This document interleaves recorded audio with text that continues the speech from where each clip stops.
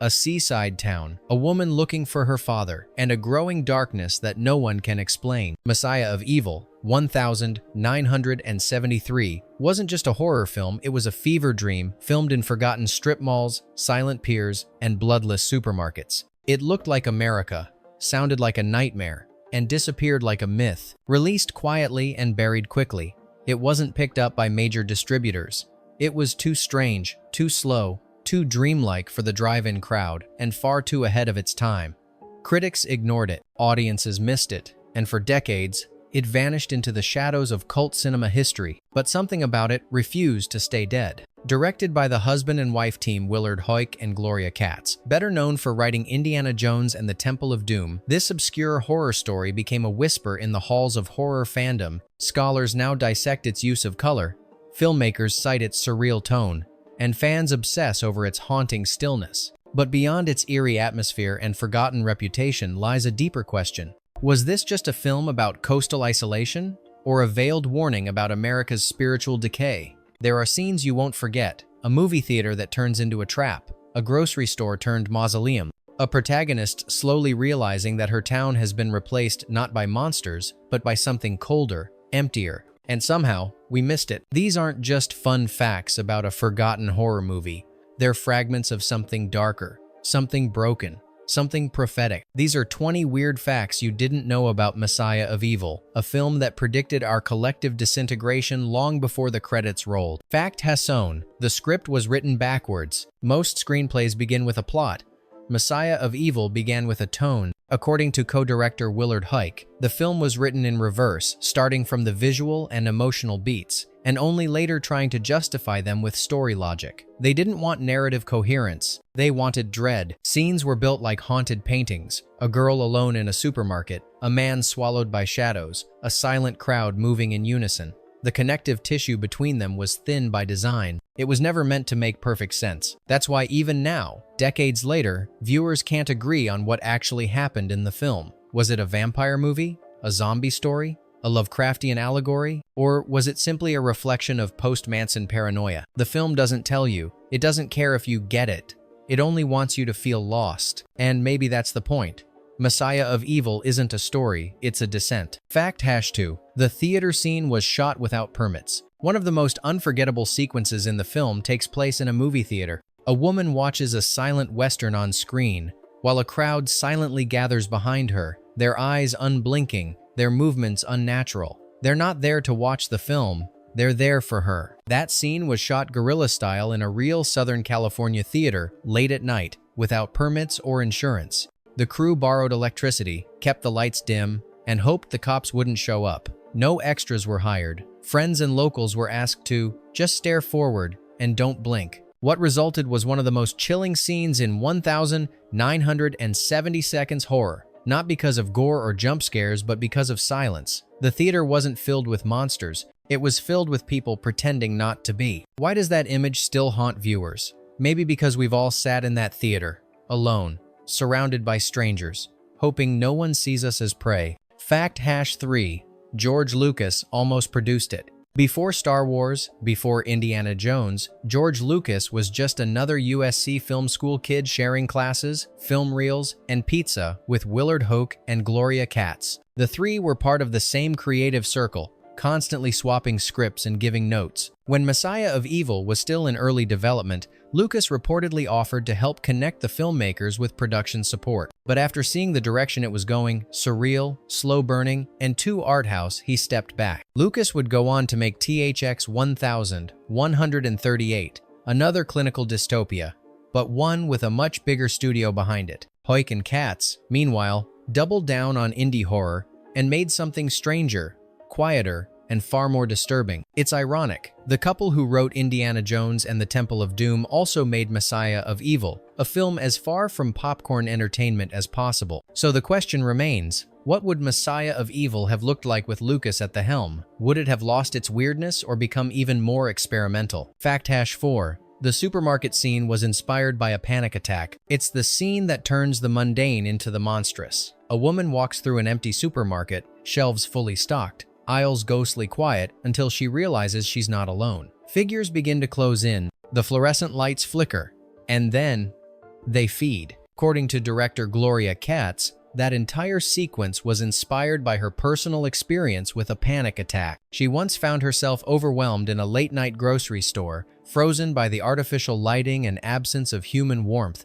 The fear wasn't of being alone, it was the fear that no one would notice if she disappeared. They filmed the sequence in a real supermarket in Redondo Beach, using minimal lighting and non-actors. The zombies weren't grotesque, they were just regular people acting like they'd forgotten how to be human. This inversion of safety, the idea that a place of abundance could become a hunting ground, still lingers, and it raises a chilling question. In the age of consumerism, are we really shopping or sleepwalking? Fact #5. The town name has a hidden biblical meaning. The story is set in a place called Point Dune, a fictional town on the California coast.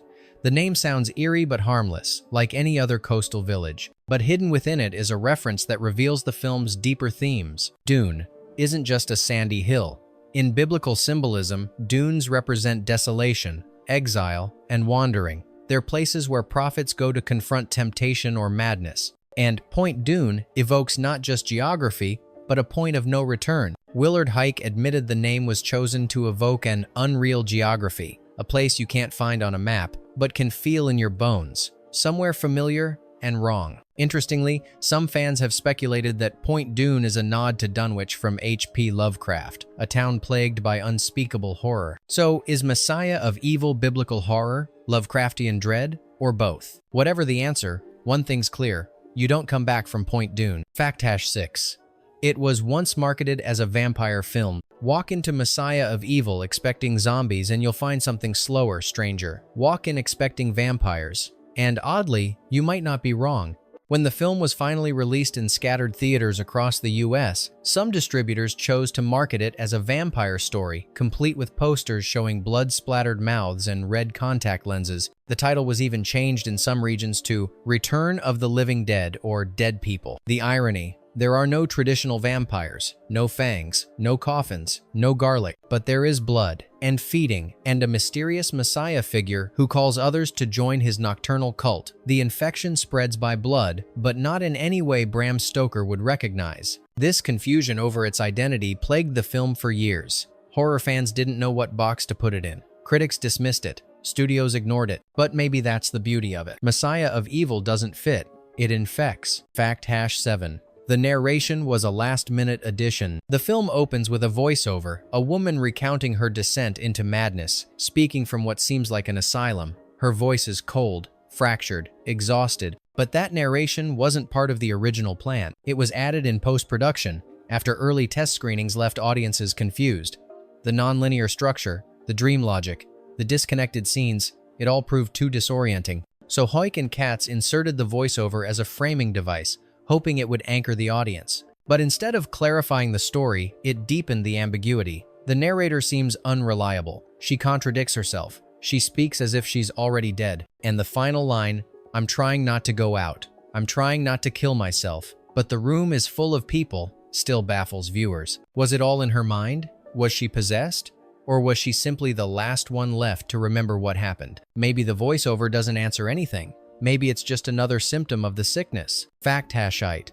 The Messianic cult was based on real 1,960 seconds movements. The film's villain isn't a monster, it's a man, a messiah who returns from the sea to lead his followers into the darkness. He doesn't attack, he converts, and his followers aren't victims, they're believers. This eerie inversion of the religious savior trope was directly inspired by real-life cults emerging in California during the late 1,960 seconds and early 70 seconds. The directors mentioned drawing loose inspiration from figures like Charles Manson, Jim Jones, and the wave of apocalyptic spiritual leaders who promised transcendence and delivered horror. The coastal town becomes a stand-in for America itself, spiritually hungry, emotionally hollow, and ready to follow anything that offers meaning. In that sense, Messiah of Evil isn't just a horror film. It's a funeral dirge for the hippie dream. And it makes you wonder, what's more terrifying, a monster or a man who convinces others he's divine? Fact #9. It was shot almost entirely at night for free. On a shoestring budget, Huyck and Katz had to make tough choices. One of them, shooting primarily at night, when locations were empty. and permits were unnecessary. Many scenes, streets, stores, parking lots were filmed guerrilla style between midnight and dawn. The crew used available light or brought their own minimal gear. Sometimes they had to pause filming because locals called the police. Other times, the eerie quiet of 3 a.m. gave the film exactly the atmosphere it needed. What should have been a limitation became an aesthetic. The darkness wasn't just a backdrop, it became a character. You can feel it in every shot. The emptiness, the threat, the stillness just before something moves. In retrospect, it begs the question, would Messiah of Evil have worked if it were shot under studio lights, on glossy sets, with perfect lighting? Or is that sense of unease something you can only capture when the world thinks you're not supposed to be there? Fact Hasson 0. The blood wasn't red, and that was the point. Most horror films of the 70 seconds reveled in crimson. Bright red blood was a staple, part spectacle, part rebellion. But Messiah of Evil took a different route. Its blood is muted, almost black, thick like ink or oil. This wasn't just a stylistic choice, it was intentional. The filmmakers wanted the violence to feel alien, almost ceremonial. The lack of bright red color removed the sensationalism and replaced it with something colder, like these characters weren't even human anymore. Or maybe the world itself had lost color, lost warmth, lost life. Some horror fans criticized the film for being too dry or not bloody enough. But perhaps that's the point. It's not about shock, it's about infection. Because when blood no longer looks like blood, what exactly are we watching? Fact Hasson. The art gallery house was a real location and a character. The protagonist's home in Messiah of Evil isn't just a setting, it's a fevered hallucination made of walls, light, and eyes. The interiors are plastered with murals of people who never move, yet always seem to be watching. The effect is disorienting, surreal, and deeply claustrophobic. And it was all shot in a real house in Malibu. The owners gave the crew temporary access to film inside, and Gloria Katz took it one step further. She hired artists to paint massive floor-to-ceiling murals directly onto the walls. These weren't matte paintings or green screen illusions. Every haunting figure was physically present during the shoot. The goal wasn't to create a haunted house, but a haunted canvas. The art didn't depict horror, but stillness. And in that stillness, something became profoundly unsettling. Decades later, fans still debate what the painted figures represent. Lost souls? The town's victims? The audience itself? Or maybe the scariest idea is this: in that house, no one is ever truly alone. Fact Hasson 2. The living dead were told not to act like zombies. Most horror films featuring the undead lean on the same cues: vacant stares, slow shuffling, groans. Messiah of Evil broke that rule. When directing, the townspeople turned followers, Huick and Katz gave strict instructions. Don't act like zombies, don't lurch, don't snarl, don't chase. Instead, they were told to stand still, to move as if compelled by something internal, to smile faintly, to stare directly into the camera or through it. The result is a kind of social horror, where the terror doesn't come from monsters, but from the unnatural behavior of seemingly normal people. This choice made the town feel less like it was invaded and more like it decided to surrender. And that raises an even darker possibility. What if evil doesn't take over by force, but by quiet agreement? Fact Hasson 3. The sound design hides messages you're not supposed to hear. If the visuals in Messiah of Evil resemble a fever dream, its soundscape resembles a nightmare you can't wake from. But what most viewers don't realize is that hidden within the film's layered audio are sounds and fragments that were never meant to be consciously noticed. The filmmakers embedded whispered voices, distorted laughter, reversed dialogue, and slowed down breathing into the background of several key scenes. These weren't jump scares, they were psychological traps, played just low enough to register subconsciously. In the scene at the beach bonfire, if you listen closely with headphones, there's a low murmur in the wind. In the theater sequence, some viewers claim to hear a child crying, though no child is ever shown. Were these real sounds? Were they accidents? Or were they placed there to test your mind's threshold for unease? That's the brilliance of Messiah of Evil. It doesn't shout, it whispers, and the whisper stays with you. Fact Hasson 4. The original ending was too bleak, even for the directors. Messiah of Evil doesn't end with salvation, it ends in confinement. The protagonist, Arletty, is institutionalized, recounting her story with eerie detachment. But the original ending? It was even darker. In early drafts, the film ended with Arletty walking into the ocean, arms outstretched, joining the Messiah's followers beneath the waves. There would be no asylum, no narration, no ambiguity, just full conversion and surrender. But in post-production, Huick and Katz decided that was too final. They wanted an ending that lingered. That suggested madness rather than death. So they rewrote and reshot the conclusion to show Arletty trapped in a psychiatric facility, still alive but no longer whole. It's the difference between dying and being erased from the inside out. And really, which is worse? Fact Hasson 5. The film was almost lost. Literally, for a film so obsessed with disappearance, Messiah of Evil nearly vanished in real life. After its limited theatrical run under various alternate titles, the film's negatives were misplaced during a studio handoff. Rights were muddled, prints degraded, distributors refused to touch it. For years, it existed only in rumors and bootleg VHS copies passed around among horror collectors like forbidden relics. It wasn't until the early 2000s that a restoration effort began, using a surviving 35mm print and some patchwork audio.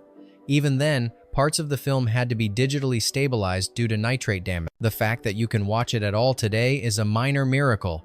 The fact that it still works, still unnerves, still confuses, still mesmerizes, is something else entirely. How many other films like this have we already lost? Fact X. The film was rejected by Cannes, and that was a blessing. Yes, Messiah of Evil was submitted to the Cannes Film Festival, and yes, it was rejected. The directors had hoped that the festival's late-night horror slots might embrace the film's surrealism. But Cannes declined, citing the film's lack of narrative cohesion and deliberate emotional ambiguity. In short, it was too weird. That rejection turned out to be a blessing in disguise. Had the film gained traction in Cannes, it might have been picked up by international distributors, re-edited, repackaged, diluted. Instead, it slipped through the cracks, untouched, remaining exactly as it was intended: strange, broken, and wholly unmarketable. And in doing so, it achieved what so many films attempt and fail. It stayed pure. So here's the real question. Is a film still a failure if it becomes a myth? Fact Hasson 7.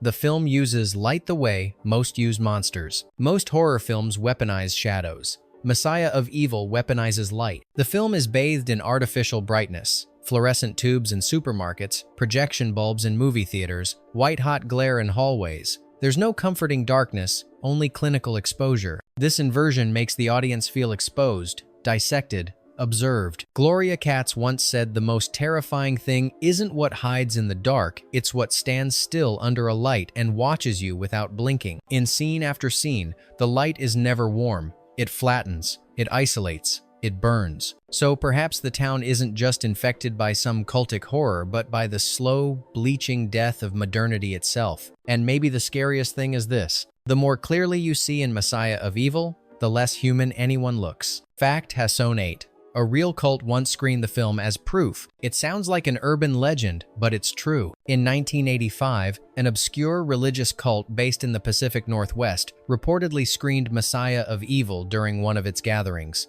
According to a surviving member, the cult leader claimed the film was a coded prophecy predicting a spiritual purification by water and blood. The film's Messiah figure, they said, was not a villain but a misunderstood savior, rejected by society. The zombies, just early converts. After the screening, several members fasted and wrote down visions they claimed were awakened by the film's imagery. The cult disbanded shortly after due to internal conflict, but copies of the movie, retitled The Coming, were found in their compound. This raises a deeply uncomfortable idea. What if a horror film is never just entertainment to the wrong person? Fact Hasson. The Messiah was cast from a gas station encounter. The Messiah, the film's central figure, long-haired and terrifyingly calm, is one of the most haunting characters in 1970 Seconds horror, and yet his casting wasn't the result of auditions, or headshots, or agents. He was discovered at a gas station. Legend has it, Willard Huyck saw the man actor Benny Robinson pumping gas late at night along the Pacific Coast Highway. He had a stillness to him, a look that felt not quite right. Huyck approached him, asked if he'd ever acted, and offered him the role on the spot. Robinson had never performed in a film before. He never would again. But his eerie presence, his calm, unreadable face, became the heart of the film's nightmare. He doesn't speak much. He doesn't need to. His eyes say everything. And that invites the most unsettling possibility of all. What if the most believable evil is the kind you didn't have to teach? Fact #20. No one knows who owns the film anymore. You can watch Messiah of Evil on streaming platforms. You can buy DVDs. You can even find it in public domain collections. But here's the strange part, no one seems to officially own it. The film's distribution rights were tied up in a series of mergers, studio closures, and poorly documented handoffs throughout the late 70 seconds and early 80 seconds. The production company went dormant. Contracts disappeared. Even Hoyk and Katz later admitted they didn't know who held the final copyright. As a result, the film exists in a kind of legal limbo, re-released by various companies under various titles, with little consistency in quality or legitimacy. Some prints are missing scenes, others have altered audio. Some are so degraded they feel like cursed objects themselves. This legal confusion hasn't killed the film, it's only added to its mystique. Because what does it mean when a film about vanishing identity no longer knows its own? Bonus fact: the opening shot was filmed after the film was finished. The film begins with a single, jarring moment. A man running through the night, slashing the throat of a stranger on a silent sidewalk. Blood gushes, no context, no explanation, then silence. It's a brutal, disorienting start, and it wasn't part of the original shoot. That scene was added weeks later, after the rest of the film was completed. The distributors wanted something shocking to open, with something to catch attention in grindhouse trailers. So the directors filmed it guerrilla style, on a street corner near Venice Beach, using a hand-cranked camera and stage blood that froze in the night air. But here's what makes it unsettling. The character who commits the act is never named, never explained. He doesn't appear again. He doesn't need to. Because in Messiah of Evil, the horror isn't tied to a face. It spreads, quietly, with no origin and no end. Which fact disturbed you the most? The theater that watched you back? The Messiah found at a gas station? Or the idea that no one owns this film? Because maybe no one ever did? Tell us in the comments which moment stuck with you and what forgotten film we should uncover next. Like, subscribe, and follow us down the shore. Because some stories don't end. They just wait.